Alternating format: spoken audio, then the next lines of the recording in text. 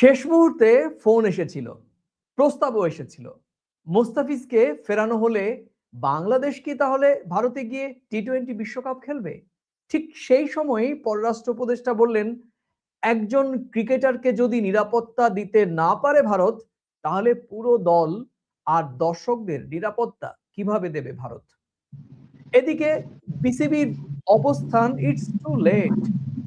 তাহলে প্রশ্ন একটাই, এটা কি শুধুই ক্রিকেট, নাকি ভারত বাংলাদেশ সম্পর্কে এমন একটা জায়গা যেখান থেকে আর পিছিয়ে আসার রাস্তাই নেই? আজ প্রাসঙ্গিক প্রসঙ্গে আমরা সেই খোঁজ দেবার চেষ্টা করব। বাংলাদেশের বেশ কিছু গণমাধ্যমে বলা হচ্ছে ভারতের কর্তৃপক্ষ, সংশ্লিষ্ট কর্তৃপক্ষের পক্ষ থেকে যোগাযোগ করা হয়েছিল মুস্তাফিজকে আবার আইপিএল এ অন্তর্ভুক্তি করার জন্য। কিন্তু বাংলাদেশ কি বলেছে সেই প্রশ্নের উত্তর আজকে খুঁজবো। পরমাশিস, তুমি সম্ভবত বাংলাদেশের বেশ কয়েকটি গণমাধ্যম ইতিমধ্যেই দেখেছো, এবং এটা নিয়ে গত কয়েকদিন ধরে যে তুমুল চর্চা শুরু হয়েছিল যে মুস্তাফিজুর রহমানকে কি ফেরানো হবে কিনা, বাংলাদেশের জায়গা থেকে তাদের তাদের অবস্থান পরিষ্কার করে জানানো হয়েছে।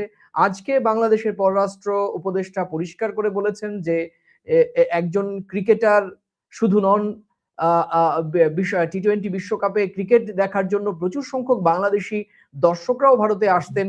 সেক্ষেত্রে একজন ক্রিকেটারকে যদি কলকাতার মাঠে নিরাপত্তা নিশ্চিত করতে না পারে ভারতীয় কর্তৃপক্ষ, তাহলে গোটা টিম এবং যারা এত সংখ্যক দর্শক আসবেন তাদের নিরাপত্তা কিভাবে ভারত নিশ্চিত করবে? আর সে কারণেই আমরা বিশ্বকাপ খেলবো, তবে ভারতের মাটিতে নয়। তুমি কিভাবে দেখছো পররাষ্ট্র উপদেষ্টার এই মন্তব্যটিকে? আমি ওনার এই মন্তব্যকে, ওনার জায়গা থেকে উনি যে মন্তব্য করেছেন সেটা একেবারেই যথোপযুক্ত, তার যৌক্তিকতা আছে। তিনি পররাষ্ট্র উপদেষ্টা, তিনি যে কথা বলেছেন সেই কথাটা তো এরকম ভাবেই বলেছে যে তার কাছে যে মেসেজ বা যে খবর তার কাছে যা আছে, উনি পররাষ্ট্র উপদেষ্টা, অনেকটা বেশি খবর ওনারা রাখেন কূটনীতিক হিসেবে পররাষ্ট্রনীতিতে। যে একজন প্লেয়ারকে যদি নিরাপত্তার কারণে বাদ দিয়ে দেওয়া হয়, তো স্বাভাবিকভাবেই সেই প্লেয়ার যেমন যাবে, সে দেশের তার সঙ্গে আরো অন্যান্য লোক যাবে, সাংবাদিক কুল আসবে এবং দর্শকরা আসবে। আমরা আগেও দেখেছি যে বাংলাদেশের খেলা যখন ইন্টেন্সে হয়েছে, বাংলাদেশের বহু দর্শক কলকাতায় এসেছে।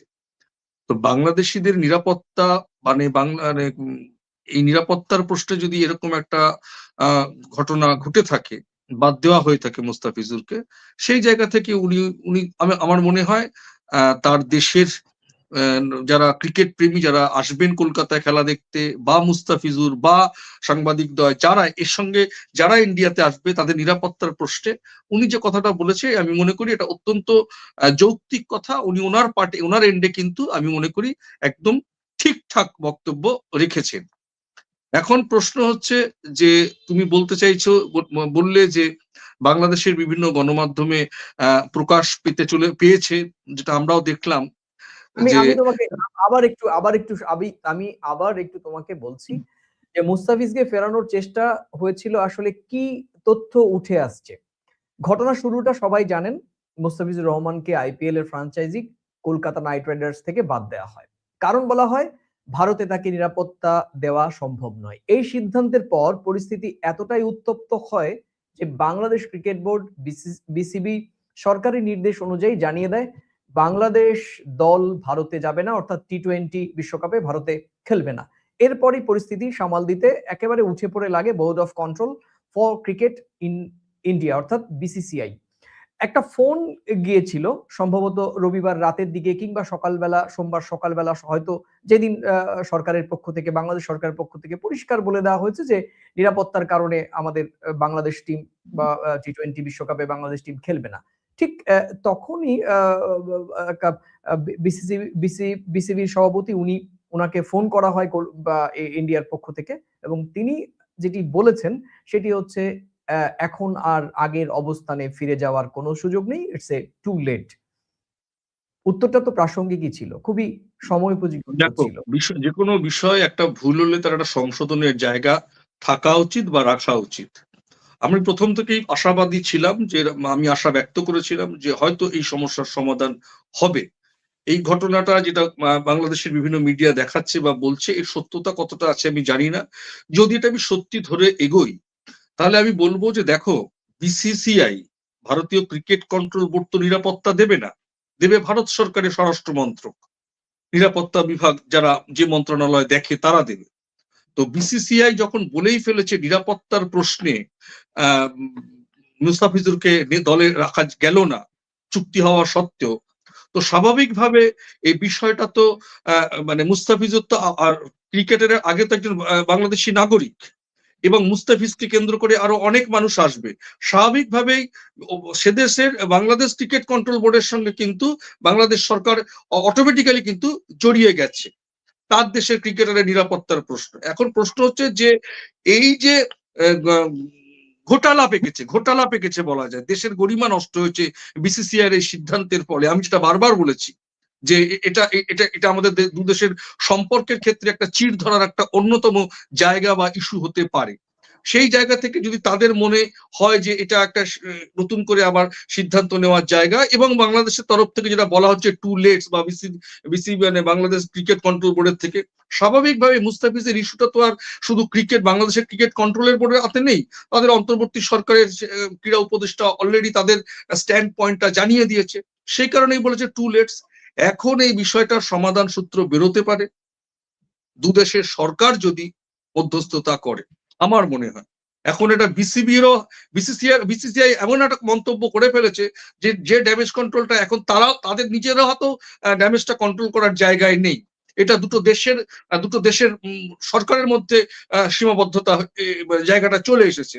কেন বাংলাদেশ সরকার দেখো এই ইস্যুতে ভিসা বন্ধ করেছে, সিদ্ধান্ত হয়েছে। পররাষ্ট্র উপদেষ্টা নিজে তাতে স্টেটমেন্ট দিচ্ছে। এখন এই পজিশনে দাঁড়িয়ে আমার ধারণা এটা দুই সরকারের মধ্যে যদি একটা কোনো আলাপচারিতা নতুন করে একটা হয়, তাহলে কিন্তু এটার একটা নতুন সমাধান সূত্র বেরোতে পারে। এটা এখন দুটো ক্রিকেট কন্ট্রোলের বোর্ডের আন্ডারে নেই। ভারতীয় ক্রিকেট কন্ট্রোল বোর্ড এটা বলে ফেলেছে, সেটা আবার তারা ড্যামেজ কন্ট্রোলের চেষ্টা করছে, কিন্তু জিনিসটা তো সরকারি পর্যায়ে চলে গেছে।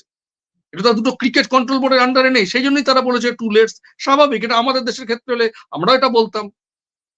আজকে আমাদের দেখো, সৌরভ গাঙ্গুলি বা আমাদের দেশের কোনো প্লেয়ারকে নিয়ে কোনো একটা ইস্যু তৈরি হলে সঙ্গে সঙ্গে আমাদের দেশের ক্রীড়ামন্ত্রী, সেন্ট্রালের ক্রীড়ামন্ত্রী এরকম একটা স্টেটমেন্ট দিয়ে হয়তো ফেলতেন, এবং তখন আবার সেই আমাদের ক্রিকেট কন্ট্রোল বোর্ড যদি এরকম অফার করতো তখন বলতো না টু লেটস। স্বাভাবিক, এটা দুটো সরকারি পর্যায়ে চলে গেছে। এখন এটা দুটো সরকারের তরফে যদি আলাপ আলোচনার মাধ্যমে এটা একটা সমাধান সূত্র বেরোয়, তাহলে ক্রিকেট প্রেমীদের কাছে আরেকটা উৎসাহের জায়গা হবে, এবং এই ব্যথা বা এই বেদনা, এই বিদ্বেষ, এই বিষয়টার একটা সমাধান সূত্র বেরোবে একটা সদর্থক ভূমিকার মধ্য দিয়ে। এটা আমার বিশ্বাস। দেখো, ইটস টু লেট এই কথাটার মানে আসলে অনেক গভীর। বিসিবির তরফে বলা হয় সব সিদ্ধান্ত তখন সরকারের কোর্টে। অলরেডি সরকার কিন্তু সেই সিদ্ধান্ত নিয়ে ফেলেছিল। একজন বিসিবি পরিচালক খুব সহজ ভাষায় বিষয়টা কি বোঝান যে ইনিংস ঘোষণা হয়ে গেলে আর সেই ইনিংসে ব্যাটিং এ ফেরা যায় না। মানে কি? মানে এই নয় যে প্রস্তাব খারাপ ছিল, মানেটা এই যে সময়টা আসলে পেরিয়ে গিয়েছিল। এই জায়গাতেই ক্রিকেট শেষ হয়, রাষ্ট্রের সিদ্ধান্ত শুরু হয়। অর্থাৎ ক্রিকেটীয় সিদ্ধান্ত কিন্তু শুরু থেকেই ছিল না। মানে আমাদের এখান থেকেও কিন্তু ক্রিকেটীয় সিদ্ধান্ত ছিল না। আমরা যেটা বারবার বলছি যে এটা ক্রিকেটীয় সিদ্ধান্ত ছিল না। এই ইভেন কূটনৈতিক সিদ্ধান্তও ছিল না। আমাদের এখান থেকে যে ঘটনা ঘটেছে সেটি নিছক একটি সংকীর্ণ রাজনৈতিক সিদ্ধান্ত, যেটি সরাসরি গিয়ে কূটনৈতিক সিদ্ধান্তের উপর ছায়া ফেলেছে, এবং যেটা হবার সেটা হয়েছে, এবং যে কারণেই বাংলাদেশের পক্ষ থেকে এখন ভারতীয় সংশ্লিষ্ট যারা এই কাজটি করেছেন তাদেরকে শুনতে হচ্ছে ইটস টু লেট। না দেখো, এখানে টু লেটস কথাটার মানেটা খুব সাধারণভাবে দেখতে গেলে বিষয়টি দেরি হয়ে গেছে। কেন দেরি হয়ে গেছে? আমি সেটা রাজনৈতিক ভাবে হয়েছে, না মুসলমান বলে হয়েছে, না বাংলাদেশি বলে হয়েছে, আমি ওর মধ্যে যাবই না। ভারতীয় ক্রিকেট কন্ট্রোল বোর্ডের আর বিষয়টা আন্ডারেই নেই এটা সমাধান সূত্র বার করার। তারা একটা অ্যাপ্রোচ করেছে, অ্যাপ্রোচটা রিফিউজ হয়ে গেল, টু লেট। কেননা সেটা সে দেশের সরকার, সে দেশের বিসিবিকে জানিয়ে দিয়েছে আমার দেশের নিরাপদ খেলোয়াড়, আমার দেশের দর্শক, আমার দেশের সাংবাদিক কুল সে বাংলাদেশে গেলে, ইন্ডিয়াতে গেলে তারা নিরাপত্তা পাবে না। সে দেশের সরকার পুরোপুরি ইনভলভ হয়ে গেছে। সেই জন্যই তো আসিফ নজরুল সাহেব স্টেটমেন্ট দিয়েছে। বিসিবির তরফ থেকে কোনো সাংবাদিক সম্মেলন দেখেছো? এখন ভারতীয় ক্রিকেট কন্ট্রোলের বোর্ডের এটা আন্ডার নেই। এটা যদি ভারত সরকারের ক্রীড়া মন্ত্রক বা ভারত সরকার সরাসরি ইনভলভ হয়, বিদেশ মন্ত্রক ইনভলভ হয়, ওদের তো পররাষ্ট্র উপদেষ্টা অলরেডি জানিয়ে দিয়েছে ওদের দেশের স্ট্যান্ড পয়েন্ট। তো এখানে তো টু লেটস বলবেই কি কারণে হয়েছে আমি জানতে চাই না। আমার বক্তব্য হচ্ছে নিরাপত্তার প্রশ্ন উঠেছে। আমরা শুনবো যে এই 1971 সালে প্রায় 7 কোটি বাংলাদেশির পাশে ভারত সরকার দাঁড়িয়েছিল মুক্তিযুদ্ধের সময় সেনাবাহিনীর তরফে। সেখানে বাংলাদেশের একজন ক্রিকেট প্লেয়ারকে ভারত সরকার 2026-এ গিয়ে নিরাপত্তা দিতে পারবে না? এটা বিসিসিআই বোঝেই বা কি করে?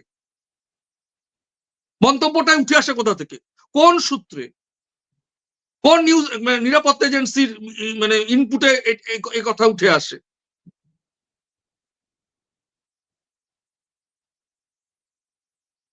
দেখো, আজকে কিছুক্ষণ আগে বাংলাদেশে পররাষ্ট্র উপদেষ্টা উনি যে কথাগুলো বলেছেন সেই কথাগুলো কেন কূটনৈতিক গুরুত্বপূর্ণ এটা বলবো যে উনি স্পেসিফিক কি বলেছেন।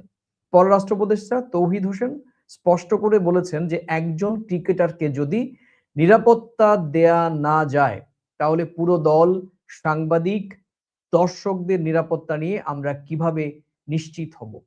এবং এই বক্তব্য মানে এখানে একেবারে খুব জলের মতো পরিষ্কার পরমাশিস যে বাংলাদেশ এটাকে আর খেলাধুলার বিষয় হিসেবে দেখছে না। আমি আবার রিপিটেডলি বলছি, বাংলাদেশ এটাকে আর খেলাধুলার ইস্যুতে দেখছে না, এটা একদম সরাসরি কূটনৈতিক হিসেবে দেখছে।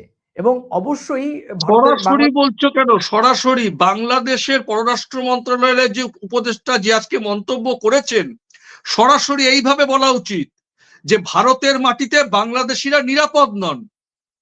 সেই জায়গা থেকে আমি খেলতে যাব না, আমরা খেলবো, ভারতে গিয়ে খেলবো না। সহজ ব্যাপার। আমি যদি বলি তুমি আসলে আমি তোমাকে নিরাপত্তা দিতে পারবো না, তা তোমার গার্জিয়ানরা কি বলবে? তোমার গার্জিয়ান তো বলবে না পরমাশিসের ওখানে গেলে তুমি তো নিরাপত্তা পাবে না, তুমি গেলে তোমার আরো সব পার্শ্বদরা আসবে, বন্ধু বান্ধবরা যাবে না, আমরা অন্য জায়গায় খেলো, পরমাশিসের ওখানে গিয়ে খেলো না। তো স্বাভাবিক ব্যাপার। ঠিকই বলেছেন। তুমি নিরাপত্তার ব্যাপারে তুমি ওকে বাদ দিচ্ছ, তাহলে ওনারা নিরাপত্তার ব্যাপারে শঙ্কিত হয়ে যদি ভারতের মাটিতে খেলতে না আসে, এটা বলাটা অন্যায় কোথায়? সহজ জিনিস, এটা কূটনীতি লাগে না, এটা সহজ জিনিস। ভারতীয় ক্রিকেট কন্ট্রোল বোর্ডের পক্ষে আমার মনে হয় না এই বিষয়টি এখন ক্রিকেট কন্ট্রোল বোর্ড কিন্তু এটা ম্যানেজ করতে পারবে। সরকারকে ইনভলভ হতে হবে। আমার বিশ্বাস প্রধানমন্ত্রী, স্বরাষ্ট্রমন্ত্রী, বিদেশমন্ত্রী সরকারি পর্যায়ে যদি এটা আলোচনা হয় অবশ্যই একটা সমাধান সূত্র বেরোবে। কেননা বিষয়টা হচ্ছে দুদেশের সম্পর্কের কিন্তু যে বাঁধন, সেই বাঁধনের কিন্তু হালকা হয়েছে এই ইস্যুকে কেন্দ্র করে। তো স্বাভাবিকভাবেই সরকার ইনভলভ হবে। না, সরকার এখন পরিষ্কার করে বলছি যে সরকার যদি ইনভলভ হয়ে থাকে, আমাদের দেশের প্রধানমন্ত্রী কিংবা ক্রীড়ামন্ত্রী কিংবা স্বরাষ্ট্রমন্ত্রী কিংবা পররাষ্ট্রমন্ত্রী ইনভলভ হলেন, বাংলাদেশের সরকারের পক্ষ থেকে পরিষ্কার তো বলেই দেওয়া হয়েছে যে বাংলাদেশের সরকারি বক্তব্য পরিষ্কার। এই বক্তব্য শোনার পর আমাদের দেশের সরকারি বক্তব্য কি হতে পারে? মোস্তাফিজকে ফিরিয়ে এনে আবার টি-20 বিশ্বকাপে খেলবার অনুরোধ করবে? এইটা কতটা যৌক্তিক? সেটা দেখো, সেটা আমি এখনই বলবো না। আমি বারবার বলছি আমি আশাবাদী। অবশ্যই বিষয়টি একটা সমাধান সূত্র বেরোবে। বারবার যে কথাটা বলছি সেটা কূটনৈতিক ভাবে পররাষ্ট্রনীতিতে ফরেন মিনিস্টার আছেন আমাদের, তারা কিভাবে বিষয়টাকে অ্যাপ্রোচ করেন, অনেক পদ্ধতি আছে, সেটা ভাষাগত, কূটনীতিগত অনেক রকম অ্যাপ্রোচ হতে পারে, যে অ্যাপ্রোচের মধ্য দিয়ে আমার ধারণা এর বরফ গলতে পারে। দেখো, এই সংকটের আসল অর্থটা কি এটাকে আগে খুঁজে বার করতে হবে। এটা শুধু যে মুস্তাফিজের জায়গা পাওয়া না পাওয়ার বিষয় নয়। এবং শুধু তাই না, তোমাকে আমি মনে থাকতে তোমাকে আমি ইন্টারাপ্ট করে বলছি যে দেখো, বাংলাদেশের পররাষ্ট্র উপদেষ্টার আগে সেদেশের ক্রীড়া মন্ত্রকের উপদেষ্টা কিন্তু মন্তব্য করে ফেলেছেন, স্টেটমেন্ট দিয়ে ফেলেছেন, স্ট্যান্ড পয়েন্ট জানিয়ে দিয়েছেন। সেটা নতুন করে কিন্তু আজকে তাদের পররাষ্ট্র বিষয় বিদেশ মন্ত্রক তাদের একটা মন্তব্য আবার সেই স্ট্যান্ড পয়েন্টটাকে আবার পূর্ণ মাত্রা দিল। আমার ধারণা যে বিষয়টা হচ্ছে যে আমার ধারণা যে এই পরিপ্রেক্ষিতে হয়তো মনে হচ্ছে অন্য দেশের, আমাদের দেশের বিদেশ মন্ত্রক হয়তো ইনভলভ হবে। মানে তুমি বলতে যাচ্ছ যে বাংলাদেশের যে বলেছে যে শ্রীলঙ্কায় খেলবে সে বিষয়ে সম্মতি দেবে, বা লাইভে আছে, আমি 2 মিনিট বাদে কথা বলি। সেই 10 বিষয়টি মিনিট নিয়ে কথা বলছো লাইভে আছি। পরমাশিস। হ্যাঁ, হ্যাঁ। তাহলে সেই বিষয়টি নিয়ে তুমি বলতে চাচ্ছ যে সেই বিষয়ে এখন আমাদের আমাদের যে ক্রিকেট নিয়ন্ত্রক সংস্থা, সেই বিষয়টি এখন বাংলাদেশ সরকার, সব বাংলাদেশের যে দাবি যে না ভারতে খেলবো না, আমরা শ্রীলঙ্কাতে খেলবো, টি-20 বিশ্বকাপ আমরা খেলবো।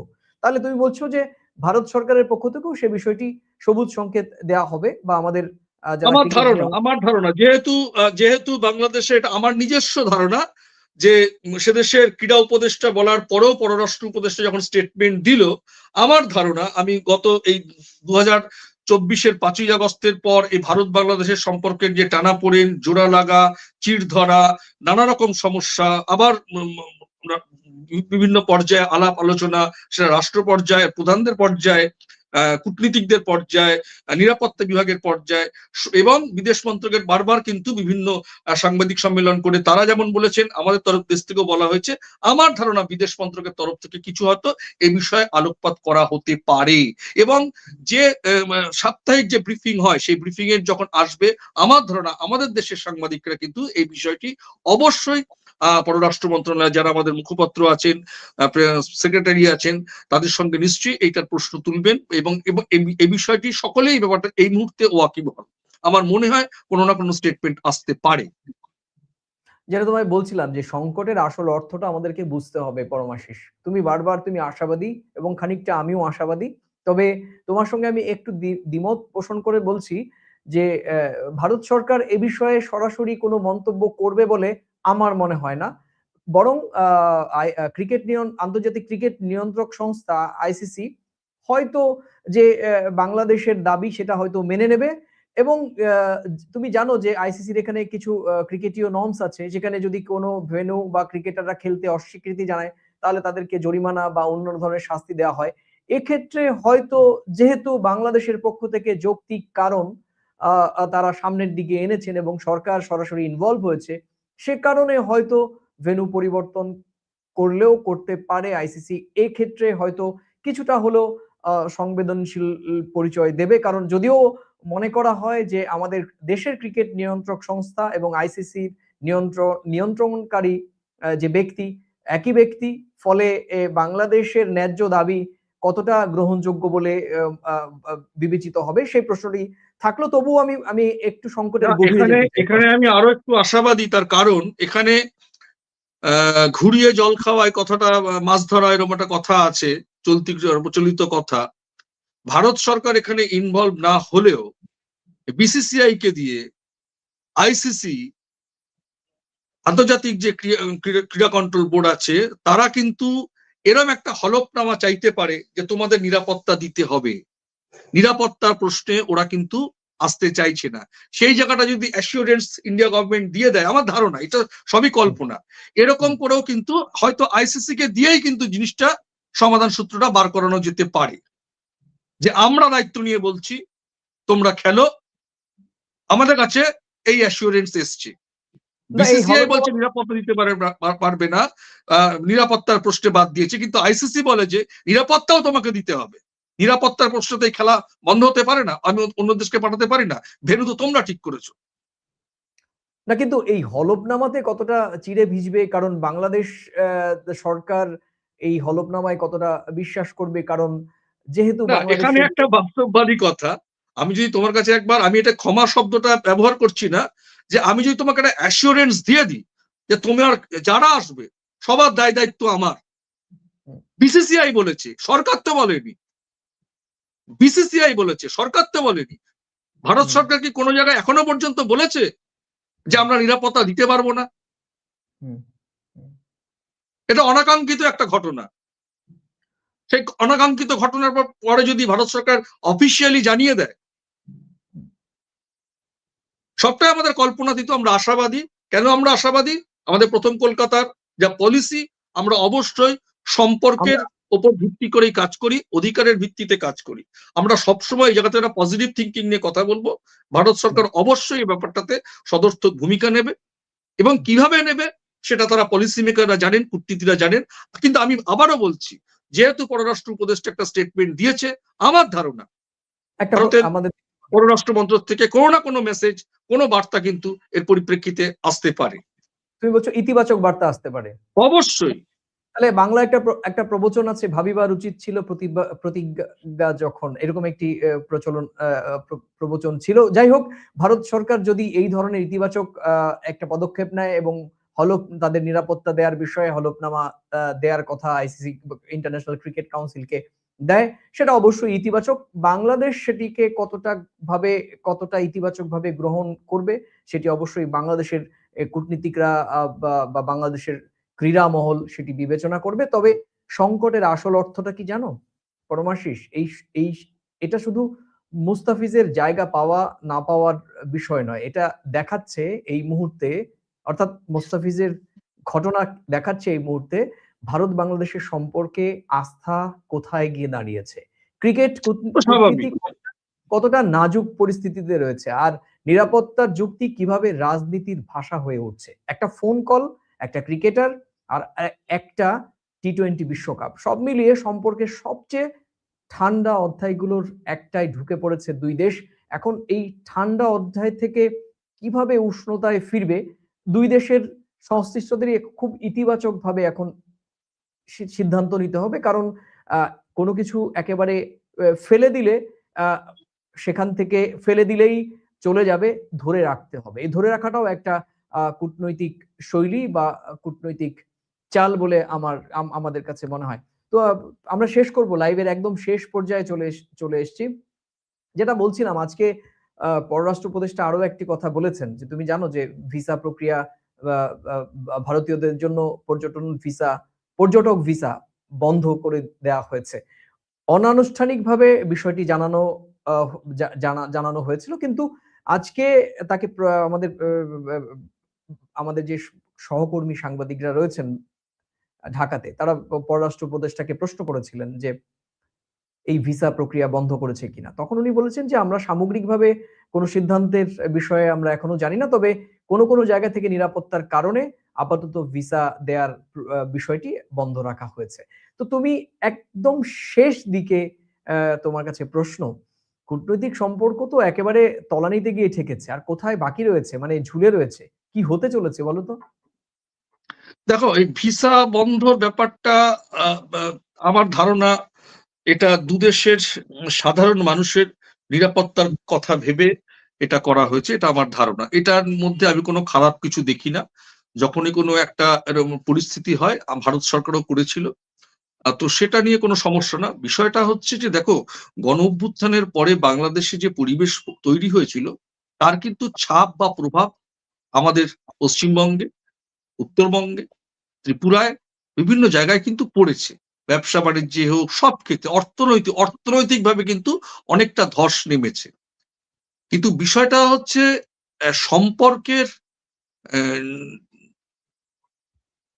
বাঁধন, সৌজন্যতা, যে বিষয়গুলোর উপরে বাংলাদেশের অশান্তি, বাংলাদেশের, ভারত সরকার সেটা অবজার্ভ করেছে, ভিসা বন্ধ রেখেছে। কিন্তু কূটনৈতিক পররাষ্ট্রনীতিতে আলাপ আলোচনা চলেছে। কিন্তু যে জিনিসগুলোতে সম্পর্কের কোনো বাদ মানে না, সেটা হচ্ছে খেলাধুলা, সংস্কৃতি, শিক্ষা, সেই জায়গায় যখন কোনো বাদ সাধে, তখন কিন্তু সম্পর্কের অবনতি হওয়া অবশ্যম্ভাবী। তখন সেটাকে ম্যানেজ করবে কারা? কূটনীতি, পররাষ্ট্রনীতি, আলাপ আলোচনা। আজকে মানে ক্রিকেট ইস্যুটাতে বাংলাদেশে আওয়ামী লীগ ক্ষমতায় আসবে, না বিএনপি ক্ষমতায় আসবে, না জামাত ক্ষমতায় আসবে, এটা ভারত সরকার, যারা এখান থেকে মানুষের ভোটে যারা দিল্লির সরকার হবে, তারা বিষয়টি ভাবনা চিন্তা করবে। সাধারণ মানুষের তো এগুলো ভাবার কথা নয়। সাধারণ মানুষ আমাদের সৌরভ গাঙ্গুলির খেলা যেমন বাংলাদেশের প্লেয়াররা দেখবে, আমরা মোস্তাফিজের খেলা, সাকিবের খেলা আমরা কলকাতার মাঠে দেখেছি।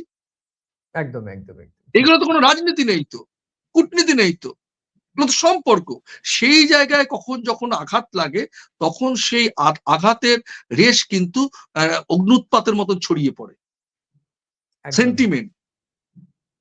আমরা আশা করব যে যে শীতল সম্পর্ক সেটি আবার উষ্ণতায় ফিরে আসবে। তোমাকে অনেক ধন্যবাদ। প্রিয় দর্শক, শেষ করব তাহলে প্রশ্ন থেকেই যাচ্ছে, এটা কি বা এই বিষয়গুলো কি সাময়িক উত্তেজনার মাত্র, নাকি ভারত বাংলাদেশের সম্পর্কে একটা স্থায়ী বদলের ইঙ্গিত? সেই প্রশ্ন রেখেই আজকের প্রাসঙ্গিক প্রসঙ্গ লাইভ শেষ করছি। আবার দেখা হবে নতুন কোনো প্রাসঙ্গিক প্রসঙ্গের বিষয় নিয়ে। ততক্ষণ ভালো থাকুন, সুস্থ থাকুন, সবাই নিরাপদে থাকুন।